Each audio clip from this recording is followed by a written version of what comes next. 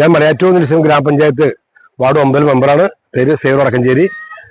നമുക്ക് ഇനി മലയാറ്റൂർ തിരക്കിന്റെ കാലഘട്ടമാണ്. അപ്പോൾ തന്നെ പുഴയിലെ ആളുകൾ കുളിക്കാൻ കൂടുതൽ ഇറങ്ങുകയും ചെയ്യുന്നു.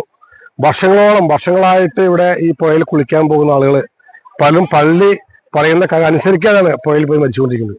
കഴിഞ്ഞ 2 വർഷം തുടർച്ചയായിട്ട് മരണമുണ്ടായി. ഈ വർഷവും ഒരു 2 മാസം മുമ്പ് രണ്ടാൾ മരിക്കുകയുണ്ടായി. അത് പ്രധാനപ്പെട്ട കാരണം പള്ളി എല്ലായിടത്തും ബോർഡ് വെച്ചിട്ടുണ്ട്. അപകട മേഖല ബോർഡ് വെച്ചിട്ടുണ്ട്, ചുറ്റും റിബൺ കെട്ടിയിട്ടുണ്ട്, സെക്യൂരിറ്റിക്കാരുണ്ട്.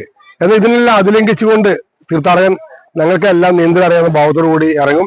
ഇത് പ്രത്യേകം വെച്ച് കഴിഞ്ഞാൽ കുറച്ചു വെള്ളം ഉണ്ടാവുള്ളൂ, പക്ഷെ പെട്ടെന്ന് കുഴിയിലേക്ക് വീഴുന്ന അവസ്ഥയുള്ളത്. അതിന്റെ പല ഭാഗത്തും നടന്നു പോകുന്ന ഭാഗമൊക്കെ കുറച്ച് വെള്ളം ഉണ്ടാവുമെങ്കിലും പെട്ടെന്ന് കുഴിയിലേക്ക് വീഴുകയും ആൾ മരണപ്പെടുകയും ചെയ്യുന്നത്. പള്ളി വളരെ വലിയ സുരക്ഷ ഒരുക്കുന്നത്. ഫയർഫോഴ്സിന്റെ ടീമുണ്ട്, ഒപ്പം തന്നെ ഇവിടെ ഗാർഡുമാരുണ്ട്, സുരക്ഷാ ക്രമീകരണമൊക്കെ ചെയ്തിട്ടുണ്ട്. പക്ഷെ ദയവ് ചെയ്ത് ഈ പുഴയിൽ ഇറങ്ങുമ്പോൾ പള്ളി നിർദ്ദേശ സ്ഥലത്ത് മാത്രം കുളിക്കാൻ ഞാൻ ആഹ്വാനം ചെയ്യുകയാണ്. ഒപ്പം അപകടം ഉണ്ടായാൽ മരണശേഷമാണ് പള്ളി അറിയുന്നത് ഇങ്ങനെ അപകടം ഉണ്ടായിട്ടുണ്ടോ ഒക്കെ. അവിടെ ആരും രക്ഷിക്കാൻ സാധിക്കാറില്ല. നിങ്ങളെ ചതിക്കുഴിയുള്ള പുഴയാണിത്, ഒത്തിരി ചതിക്കുഴിയുള്ള പുഴയാണ്. അതുകൊണ്ട് ദയവ് ചെയ്ത് നിങ്ങൾ പള്ളി നിർദ്ദേശിക്കുന്ന ആ നിർദ്ദേശങ്ങളെല്ലാം പാലിക്കണം.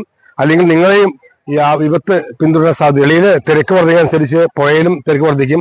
അപ്പോൾ കൂടുതൽ പള്ളി ഒത്തിരി പേരുകളെ 10-15 ആളുകളെ ഗൈഡ് നടത്തിയിട്ടുണ്ട്.